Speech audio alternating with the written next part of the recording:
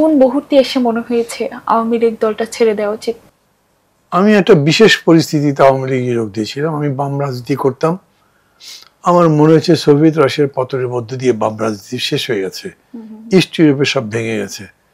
আমি খুঁজছিলাম কোথায় যাব, রাজনীতি তো করতে চাই। শেখ হাসিনার সাথে কথা হলো অনেক, আমি যোগ দিলাম। আমার তখন আকাঙ্ক্ষা, মানে উনি, আমি লাস্ট একটা ডায়লগ বলি ওনার, আমি যোগ দেব না। উনি আমাকে বললেন তো কি করবেন? বসে থাকবেন আদর্শ নিয়ে, কোনদিন হাত তুলে দেখবেন বা হাতের মধ্যে আদর্শ নাই, আমরা হাতও নেই। বরঞ্চ আমার সাথে থাকেন, 10টা কাজ করবেন বা কথা বলবেন, ভালো কথা, একটাও যদি আমি শুনি সেটা তো দেশের লাভ হবে। আমার কথাটা খুব ভালো লাগলো। উনি আমাকে বললেন, আমি আপনাদের মতো সমাজতন্ত্রে বিশ্বাস করব না, করি না, তবে আমি কল্যাণ রাষ্ট্রে বিশ্বাস করি। আজ আমি কল্যাণ, শেখ হাসিনা, আজ আমি কল্যাণ রাষ্ট্রের কথা বলি। উনি যখন কল্যাণ রাষ্ট্র বললেন, সেই সময়ের মধ্যেই আমি গলব্রেথ পড়েছি। আমি কল্যাণ রাষ্ট্রের উপরে কিছু কিছু লেখাপড়া করেছি। আমার মনে হয় একটা ভালো কথা, আমি যোগ দিলাম।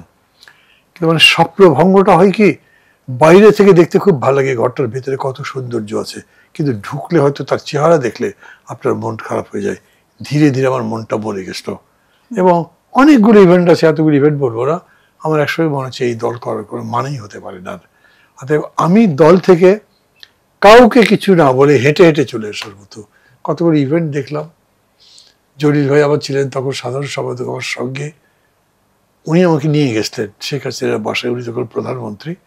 আমি বললাম, জলিল ভাই চলেন। মাত্র আসলাম, একটু থাকি। আমার ভালো লাগছে না, কারণ কিছুক্ষণ বসে। আমি ঠিক আছে, আপনি থাকেন, আমি যাই। জলিল ভাই আমারটা সেন্স করতে পেরেছেন। উনি বলেন, না দাঁড়ান, আমি যাচ্ছি। উনি গিয়ে শেখ হাসিনার কাছ থেকে বিদায় দিলেন। আমার প্রবৃত্তি হয়নি যে আমি তার কাছে গিয়ে বলি যে আমি যাচ্ছি।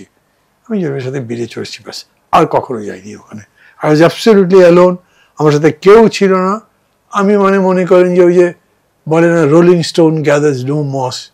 আমি মনে করলাম আমি যত রোল করব তত আমি বেশি মস গ্যাদার করব। টকশো করতে শুরু করলাম, কেমনি কেমনি পেয়ে গেলাম, লিখতে শুরু করলাম, লোকজনের সাথে কথা বলতে শুরু করলাম, এবং I got a lot of support. এখন আমি যেখানে আছি, আমি মনে করি যে ওই সিদ্ধান্তটা সঠিক নিয়েছি বলে।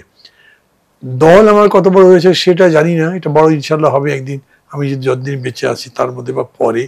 কিন্তু মানুষের ভালোবাসার ব্যাপারটাতে আমি প্রস্তাতিত। আমি মনে করি যে এই ভালোবাসার মধ্যে কোনো ভেজাল নাই।